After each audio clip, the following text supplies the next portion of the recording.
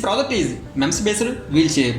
Here hardware connections are Arduino and its daughter board along with power supply 16:2 LCD display. DC motor controls by L203D H-bridge IC which is connected to Arduino digital pins. Here MEMS ADXL 335 sensor connected to Arduino analog pins respectively. We can control wheelchair by moving MEMS in front, back, left and right direction.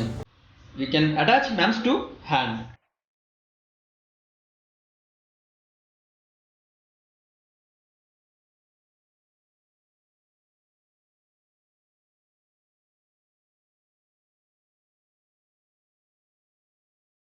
Here we are using 12 volts 1 amp battery for this power supply. Now power on this.